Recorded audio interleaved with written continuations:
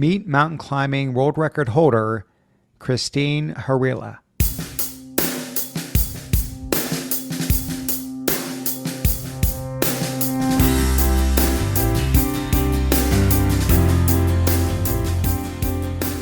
Welcome to The Art of Excellence, a show about people doing extraordinary things in their lives. I'm your host, Glenn Zweig. Thanks for joining me.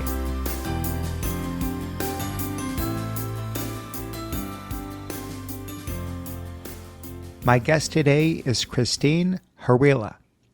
Kristin is a Norwegian mountain climber who recently set a world speed record for climbing the 14 highest mountains in just 92 days. Kristin, welcome to the show. Thank you so much. I'm so thrilled to be doing this. How long has it been since you broke the record? Oh, it's probably 9 weeks since now or something like that. Yeah.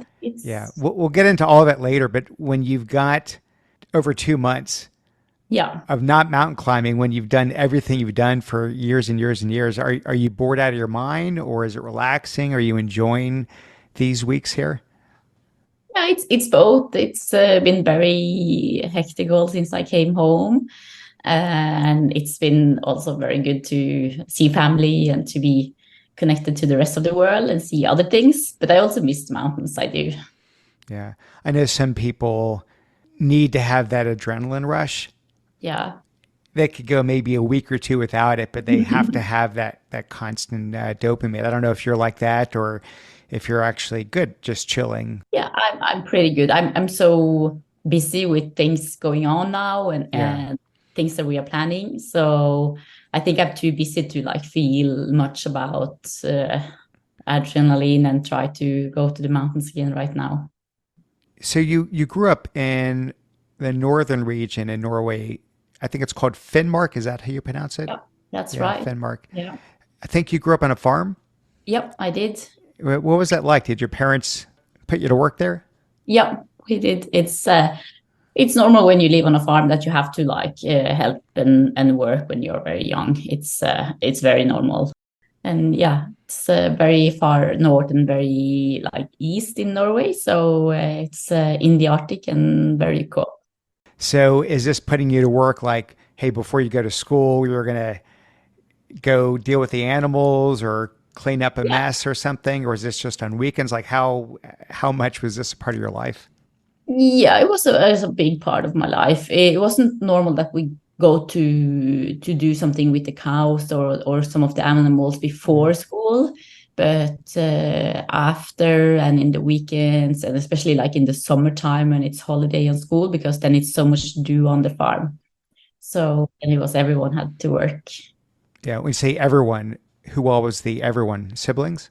Yep. So I have one older sister, and also my stepmother had 3 children before she met my father. So we were a lot of kids and on the farm there. So that was nice. Do you look back at that period of your life in terms of it was really important formative experience, I guess, to maybe shape a little bit of what became of you later on in your life? Yeah, I think so. I think right then when I was a teenager, I don't think it was so cool all the time that we had to work so much. And of course, when you are a teenager, you want to go and do other things. But I think in the end, you learn a lot about being responsible because we had all the animals that we did and that we had to help. So I think in the end, I think it's very good to grow up like that. Did you develop a passion for the outdoors at a young age too? Yeah, I did. We were a lot of time outside and did a lot of skiing.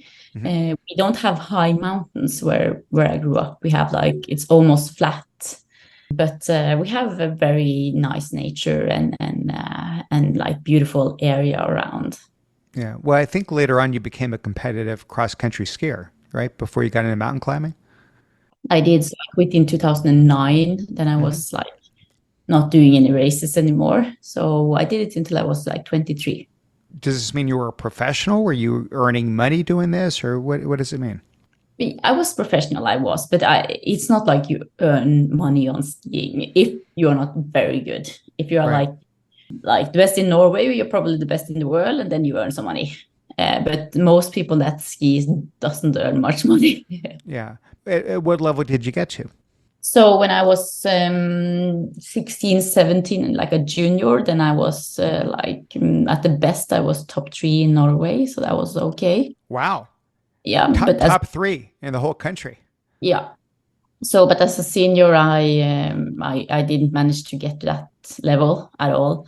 So, and it's when you're a senior, you can do like this World Cup and Olympics Hmm. and things like that. So when you're a junior, you don't go to competition like that. And then, yeah, I wasn't Yeah. so good as a senior. Right. Well, but you were pretty close, it sounds like. Yeah, but I don't think I was. I don't know. I think that I didn't believe enough in it to be the best skier in the world. So when I quit, it was okay. Hmm. Yeah.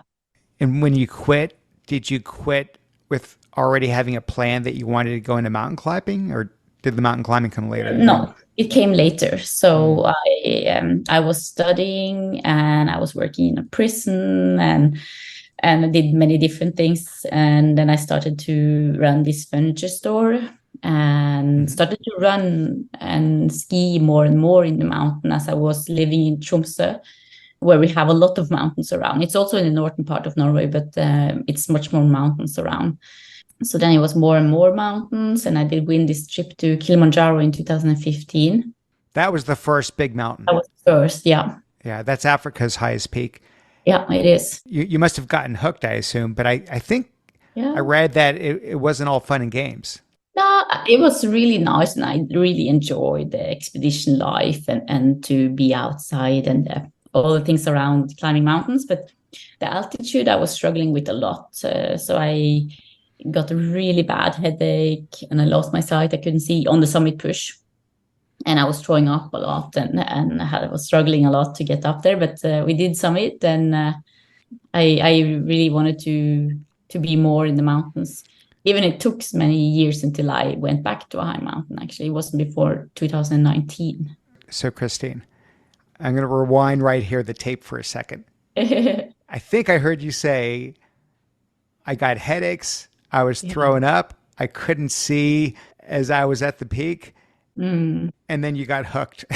So, what am Yeah. I missing here? What that doesn't sound like a lot of fun. What? Why'd you get hooked? But it was, and it was challenging and like so nice to be outside and everything around this mountain. It was really, really nice. Even I was struggling on the summit bush. And actually, after I was throwing up, I felt much better. So I was like getting more and more and more headache. And then I threw up and I was better. And then same happened again, more and more and more. And it's just like we people are different how we react to the Mm. thin air, like less oxygen in the air. And after that experience and what I did in 2019, I learned that I need more time than most people to acclimatize. Well, that's interesting because later we'll get to the record, and you didn't have any time to acclimatize. So, I want to understand how you did that. But I mean, Kilimanjaro is a very tall peak, but it's nothing compared to what you get in the Himalaya. So, Yeah. 14 mountains in the world that are higher than 8,000 meters. So, just to translate that for a Western Mhm. audience here, it's about Mhm. 26,000, a little over 26,000 feet. Yeah. And above this height is known as the death zone. You're breathing about a third as much oxygen as you breathe at sea level. Your Yeah. brains and lungs are starved for oxygen. Your body's cells literally start to die when Mm. you're at that height. And Yeah. I don't know if you know these compared to this, these tiny little mountains in the US, Mount Whitney or Mount Shasta, but those were the only two that I've done. And I remember how out of breath and exhausted I was. Mm. I was throwing up. I couldn't eat. I was getting headaches. Yeah. Christine, those were like 14,000 feet. I mean, these Yeah. weren't even in the ballpark of getting close to Mm. the death zone. So maybe you could just share a little bit about how high altitude like that affects you. When you went and Mm. did the first one, talk to me about what that means when you're climbing a mountain with those elements. Yeah, I think it add on some like a big extra challenge compared to when you climb, but you don't have that altitude. So what normally happens is that like I feel like weaker and it feels like it's getting more heavy to move. That is the first thing that comes for me.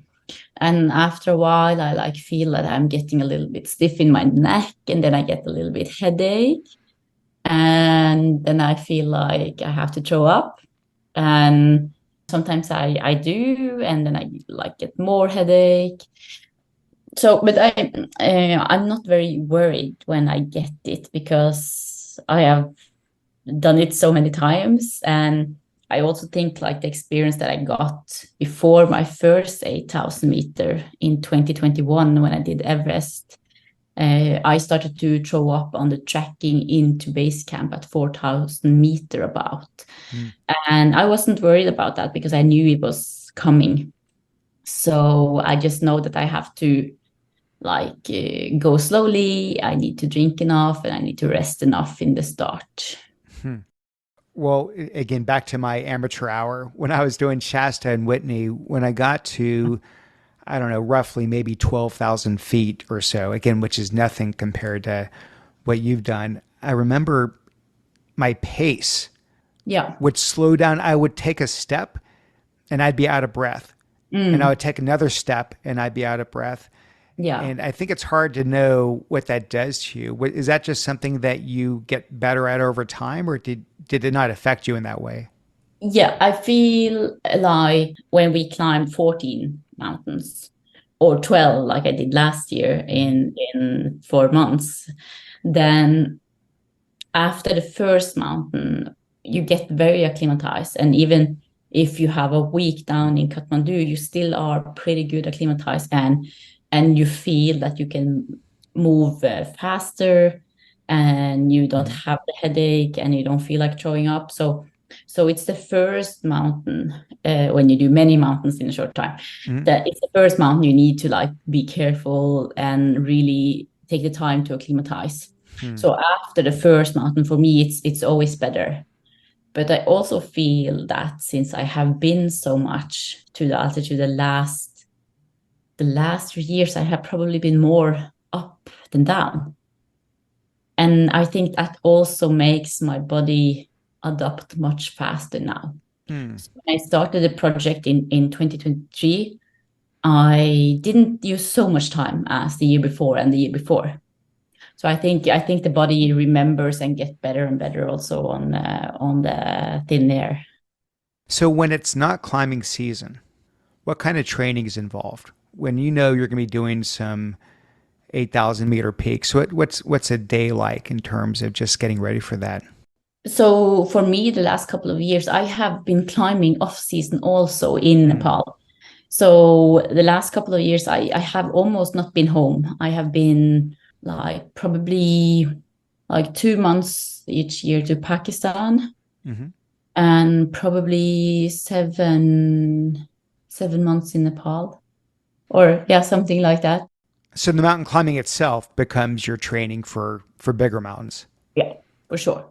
Yeah. And I think that's the best way to do the training. You get good on what you train on. So if you're going to climb big mountains, you need to climb big mountains for sure. Yeah. Yeah, I think so. But I also saw that when we had the COVID, I wasn't able to go.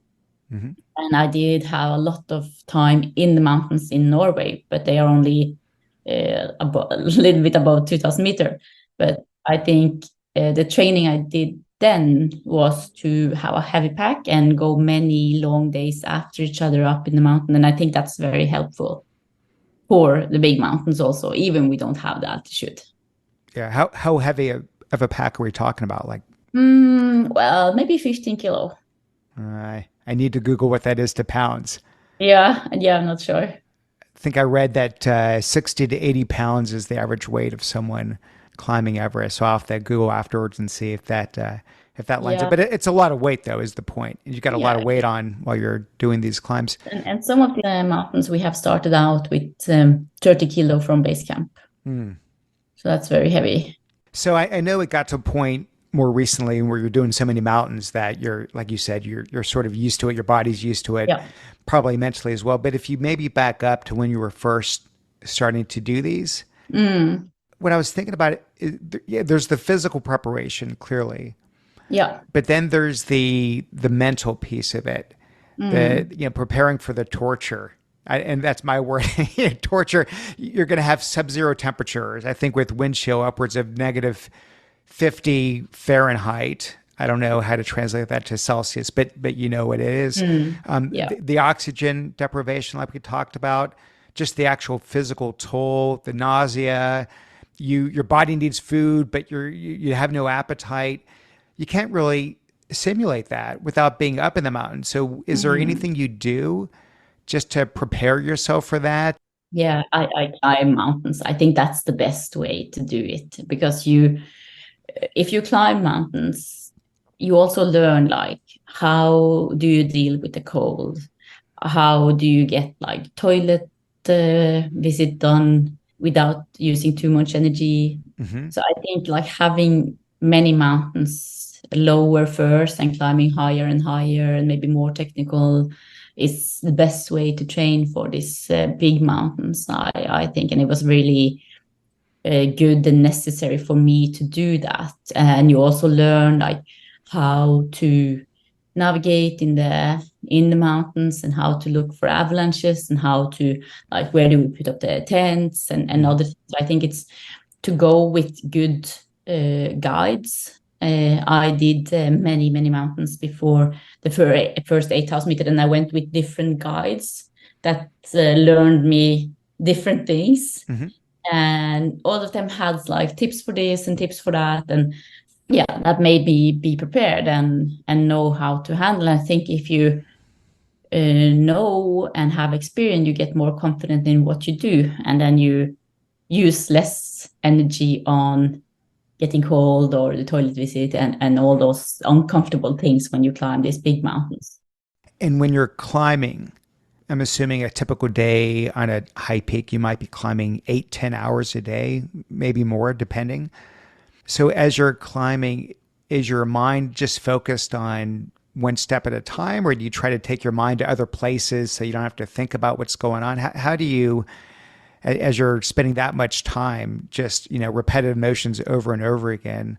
Yeah, I think it's different from where you are on the Okay. mountains. We have some places that are like just like slowly going up and it's not very technical, and yeah, then maybe you're thinking on something else, and yeah, your mind is somewhere else. But I think the more challenging and the more technical and the higher up you get, the more you just have to be right where you are.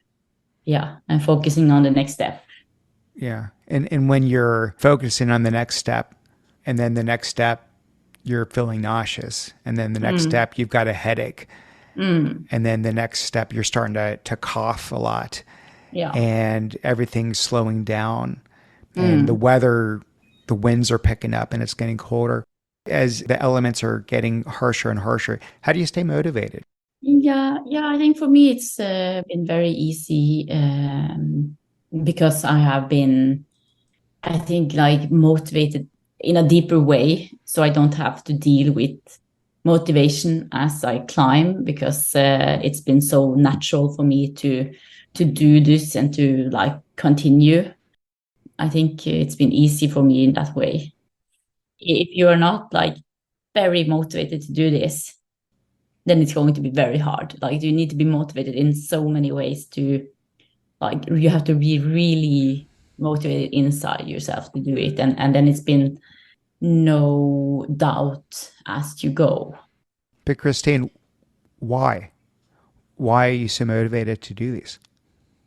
Yeah, so first it started with that I really love to be outside in the mountain and the expedition life and the climbing and like reaching the summit and coming safely back down, all those things around climbing this mountain. I really enjoy it and really love it, and I feel closer to the nature and to the mountain, and yeah, really just love it. So that was the start, and then I saw that this sport and this industry is very far from equal, and I was thinking the best way to try to change something for that is to show that we are just as strong. And that's what started this project in yeah, like it's 2 years ago now since I started to think about it. So so that was the start. Let's jump into it then. So there was a climber. Hope I don't butcher the name. I think it's Nims Purja, Yeah. and this was a speed record that he set climbing. There's 14 of these 8,000-meter peaks. 14 of them. They're all in that Himalaya region. Yeah. And I think before him, the fastest time was somewhere in the ballpark of about 3 years, 3.5 years. 7 years actually. 7 years. Okay. Yeah. He comes and blows it away Yeah. in what seemed just unfathomable at the time, which was like 6 months. Mm. And I don't know, it seemed to me that that was going to be a record that would stand for years and years on end. And so you saw him do that, Yeah. and then you said, I'm gonna one up that. Yeah. I was thinking it's very like it's many things you can do to show that we women are just as strong. You can go out and say it also, but I think it was very easy to compare what he did and what it's not so discussable. Like you summit and you come back safely down, and I was thinking, okay, let's take the record and show that we women are just as strong. So when you go into this, Yeah. did you go into it thinking I'm going to go break this record? Yeah. Or do you go into it saying, I'm going to try? I don't know whether it's going to work or not, but I'll try and I'll give it my best, and we'll see. What's the mindset going into it? Yeah, I think if you try, you're not all in, I think. Like I was confident all the way that we would make it. I knew that maybe we had to take one step down. Maybe we have to wait for better weather, but I was very confident that we would made it. And, I sold my home and I put all the money I had. I bought my first apartment when I was 16 and I sold it. So I had about 1/3 of all the money I have spent the last 2 years. I started with in 2022.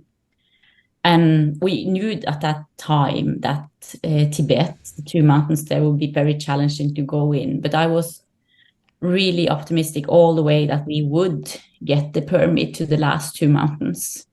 And I was very confident in that. And in the end, we didn't get the permit. And I was, of course, very, very disappointed. And like I was in shock because I was really believing all the way that we would get it in time to take the record.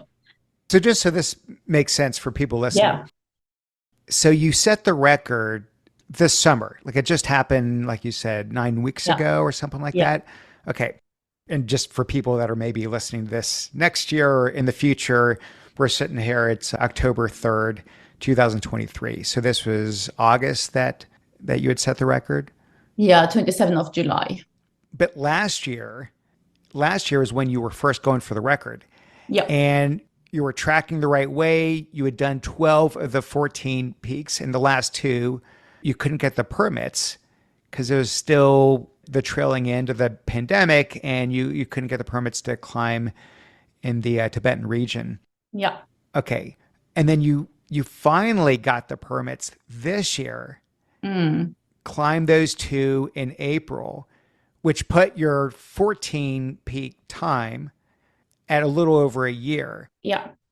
But it would have been way, way quicker had you gotten the permits. So now you use those two in Tibet as the starting point to then go back and reclimb all the other 12 that you just did last year.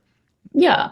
And I think that if I was happy with 12 mountain last year, if I was happy with that, the goal was 14. And I think if I was happy with 12, it would never have been 12. It would have been 10 or something. Mm-hmm. Because as you climb this mountain, you meet so many challenging on the way. And if you're happy with less than your goal is, you will never reach the goal. So I think for me, it was only 14 that matters. And when I got the message that we don't get the permit to the last two mountains, I decided right away, or I didn't even decide it. It was just like natural. Of course, I'm starting all over again next year. And even then I knew I had 5.5 weeks to take the record. had plenty of time to take the record last year.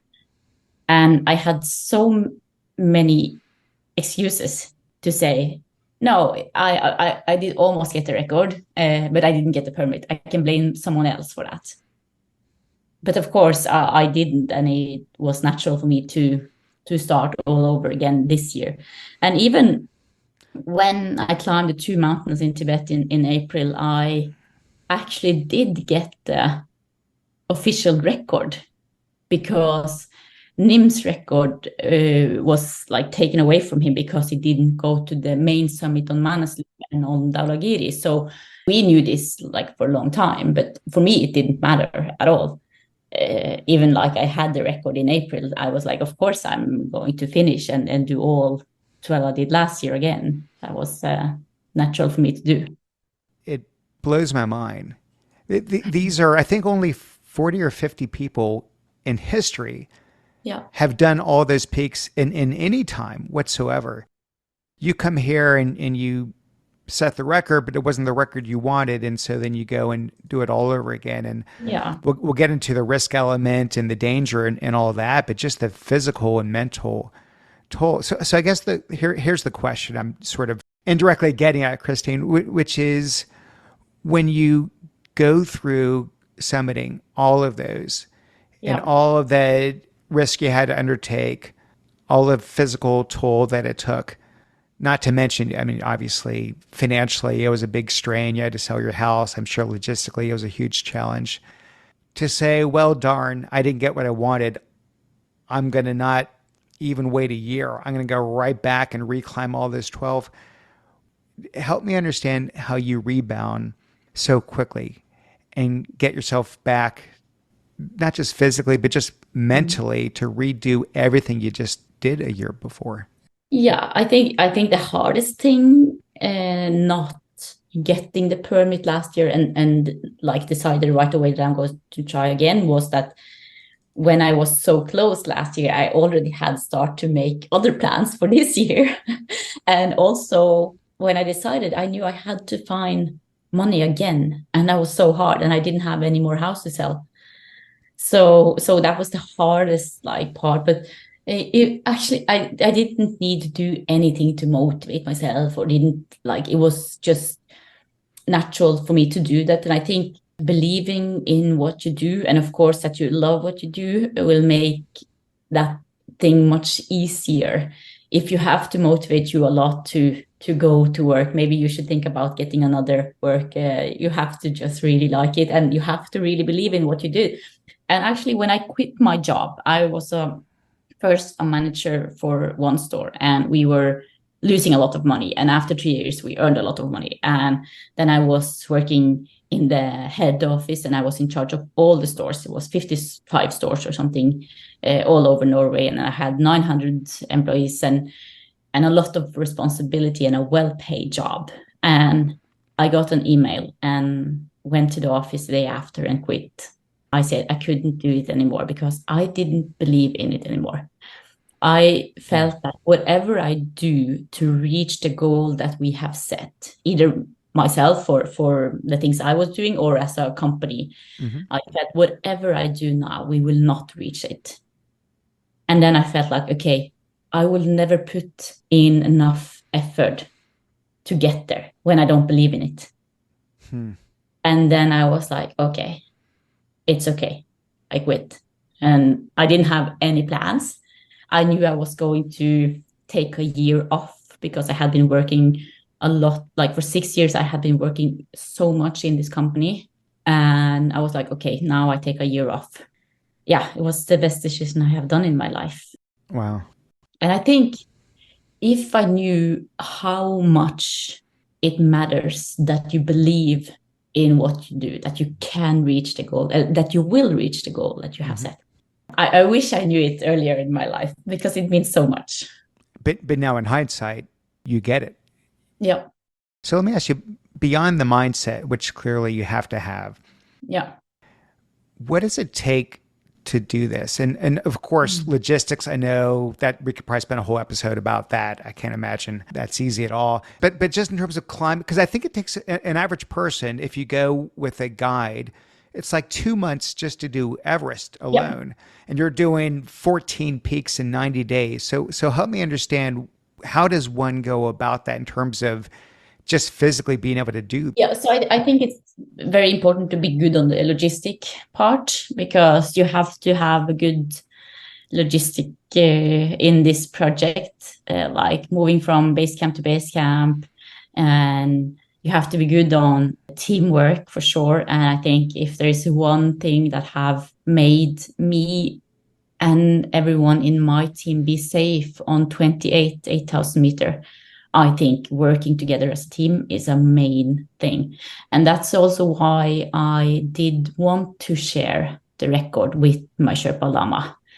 And we know that Nims, he changed Sherpa as he climbed. And I think that's good, because you get fresh Sherpas in, because they get tired too.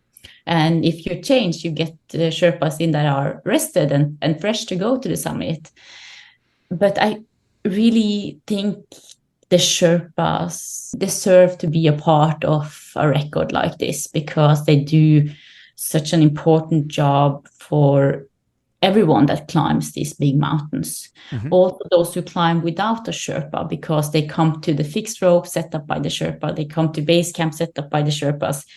So I really wanted to share the record. And I think, like, to be a very, very good team together is super important to make it and to be safe. And it makes it so much nicer and funnier, of course, when you can share the record and also share all these mountains and these climbs. So I think that's a very important thing. And of course, it's me and Lama sharing the record, but I think it's also the company that we have in Nepal in Seven Summit Track, and the company that we have here in Norway helping out with everything. And yeah, a lot of logistic in a project like this to make it work, and more important to make us safe all the way. Right. And I appreciate all that. But even if you have the team and the logistics and the permits and all that, just to physically, like we talked about, just the toll it takes on your body, the torture, the time it takes. How do you just physically, even if you clear away everyone and you got the permits and the mountain is to yourself, just to be able to scale that number of peaks in that period of time? Anything that you had to change yourself to be able to do that? No, but I'm in a very physical good shape to climb big mountains for sure. Mm-hmm. I am. I'm very, very strong. I carry a lot on all these mountains, and we, like in the mountains in Tibet and Nepal in the spring, we did 9 mountains in 45 days. So that means that we had one summit each 4.5 days in 45 days. And I was like unbelievable tired.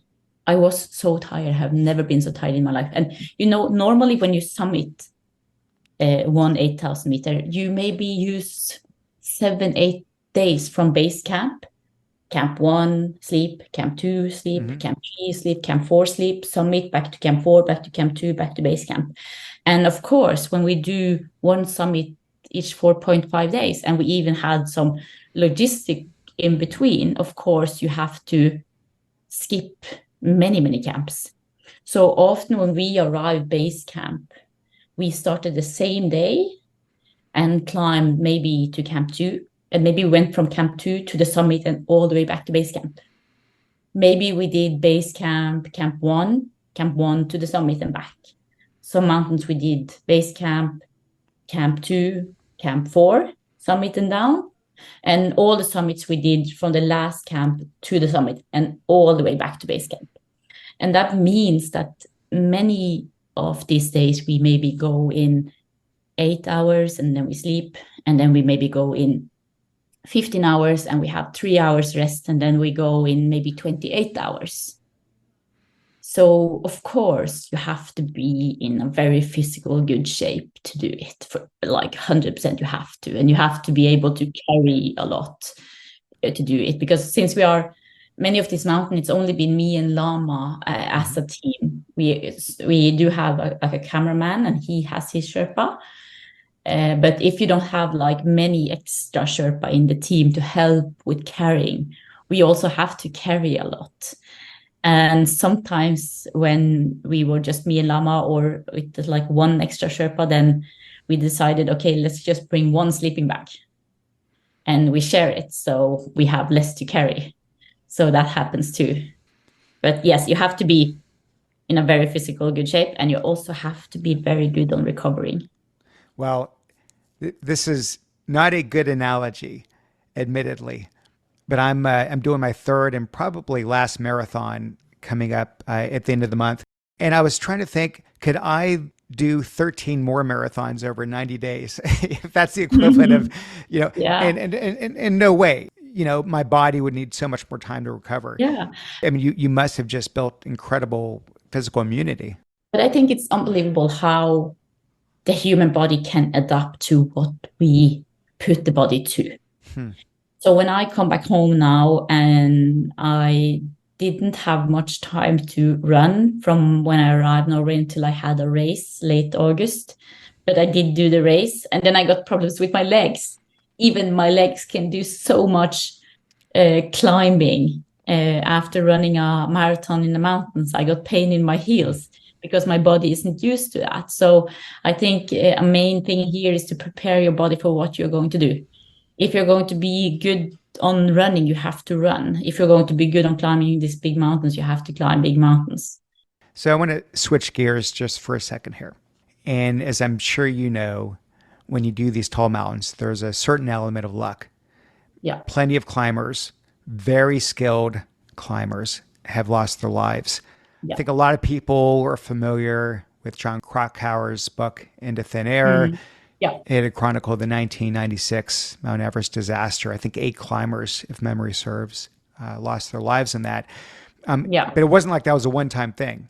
Lots and lots of lives have been lost on Everest since then, on K2, which you had to do as well, and others. Do you factor that in?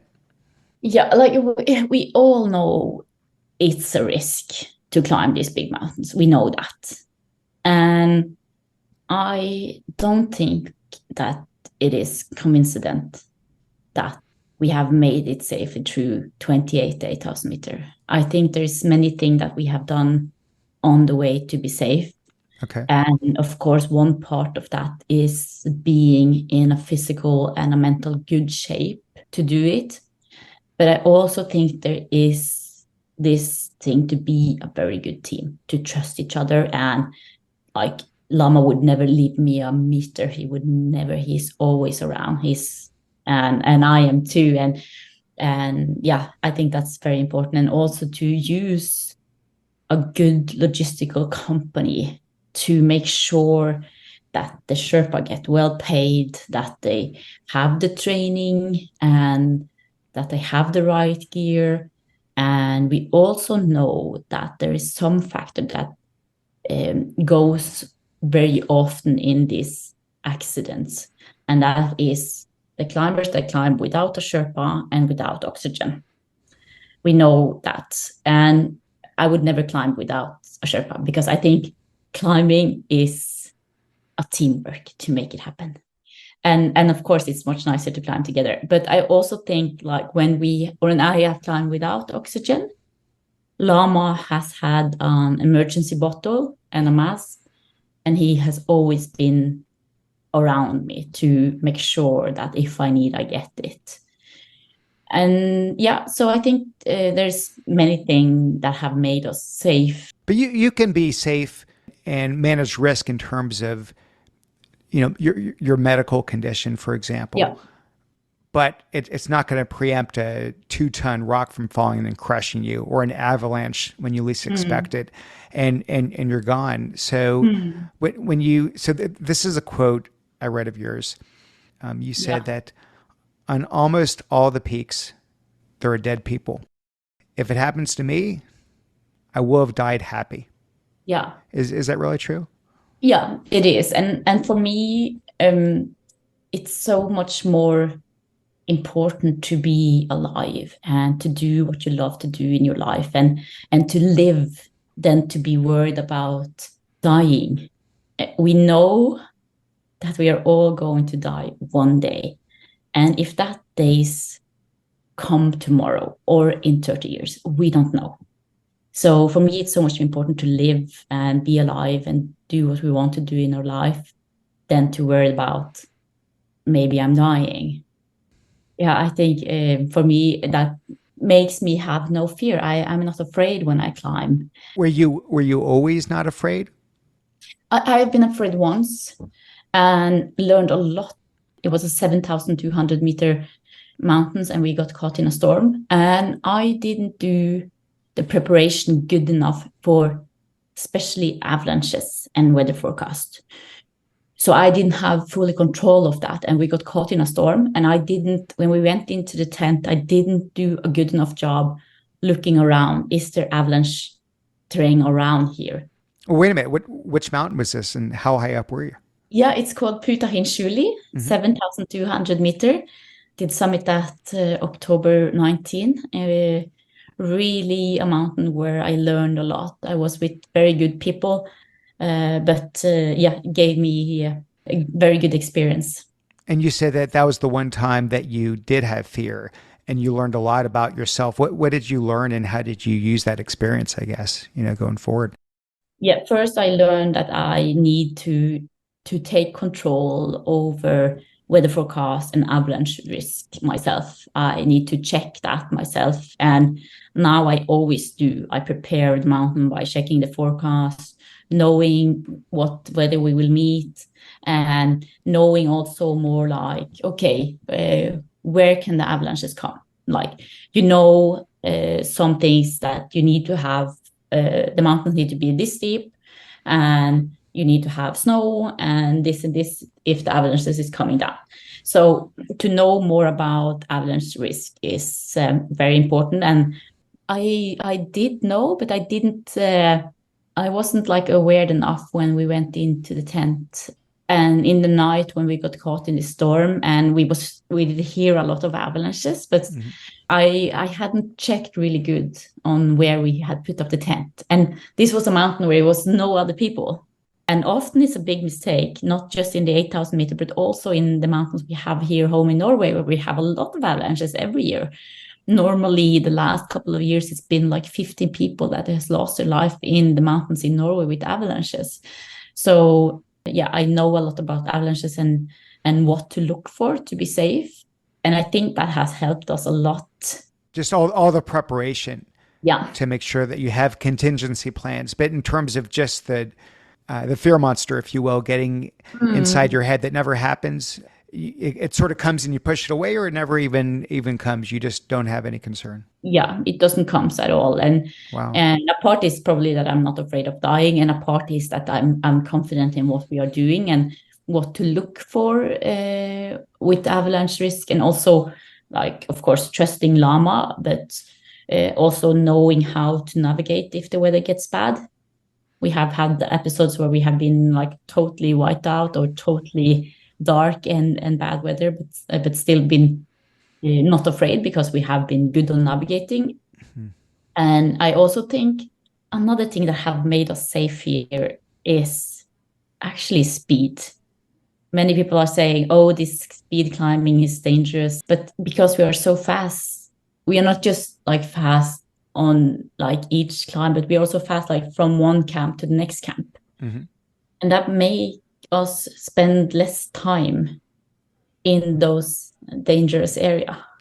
And then you, of course, if you're spending less time, then you are reducing the risk. That's interesting. I didn't think about it that way. Yeah. Less time in the death zone. Yeah. Is there any sort of spiritual element when you climb? Not much, but we do this puja ceremony before we climb a mountain. So we ask for permission to climb, and we ask to be safe, and that our gear is safe, and that our partner is safe. And yeah, so we do that. How about when you're standing on the peak and you're looking around? Well, when you are on the summit, you're only halfway. And I think that's very important to remember, because many people believe that the summit is your goal, but the goal is to come safely back down. Yeah. What's the expression? Summiting is optional. I read that you're done with high altitude climbing. Is that true? Or just for now? So I told a small little newspaper in a little city north in Norway that I'm done with the 8,000 meter for now. I have climbed 28 and have so many other things in life that I'm going to do. So I don't have any plans to climb 8,000 meter. I'm done with that now. If I'm climbing the two last in Tibet to have double 14 later in my life, who knows? But now I'm finished with the high mountains. I'm going to be in the mountains, but in a different way. So it's not like I'm retiring at all. Yeah. When you say in a different way, what kind of way? We are working with some project. Of course, we are going to continue to work to make climbing and mountaineering more equal, but also sport in general. So that's a project that will continue, of course. And I wish we could say this date we are finished, but we will probably never. So we are going to continue to work on that. And then we are also working on project to see how can we make the mountains safer and find better ways to climb them and to make them more sustainable in the future. Going back once again to your wanting to set this record, Yeah. were you trying to prove to yourself, or were you trying to prove to women? Were you trying to prove to the world? What was behind it?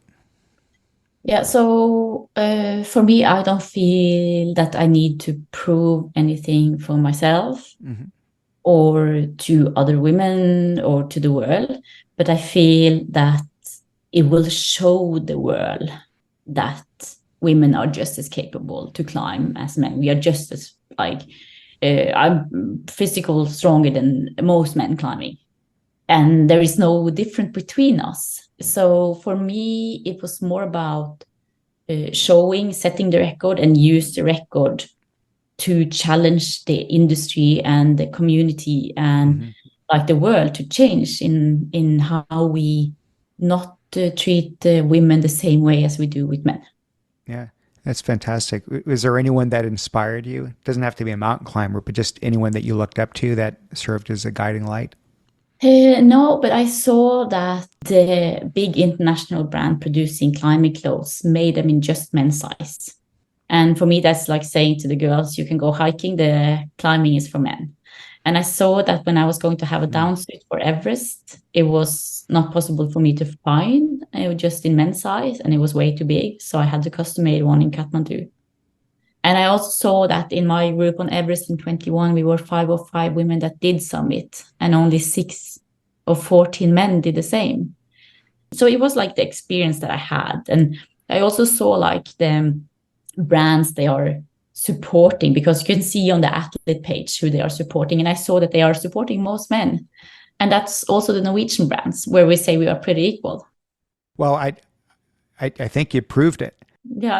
I remember I had to reread the article 3 times that you broke the record, not because you're a woman, just because I didn't think anyone.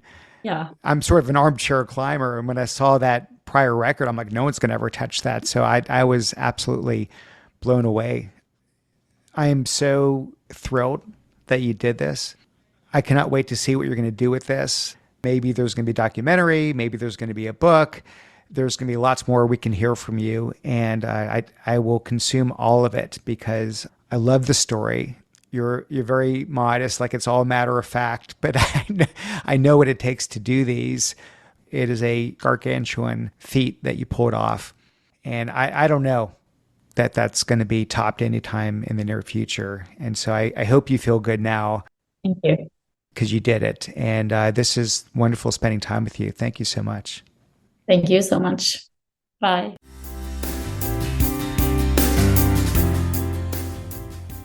Hey, thanks for listening. Okay, don't go yet, please.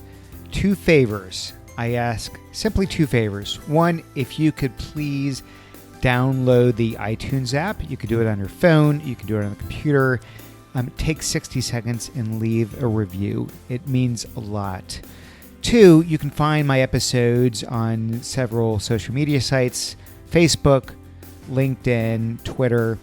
Find the one that you like the most. Find the one where you tend to have a lot of friends and followers. And if you could please either share it in the case of Facebook and LinkedIn, or retweet it on Twitter. that would mean the world to me. So those are the two asks I have. I love putting together this podcast. I hope you enjoy listening to it. Thank you so much, and I will see you again next time. Bye-bye.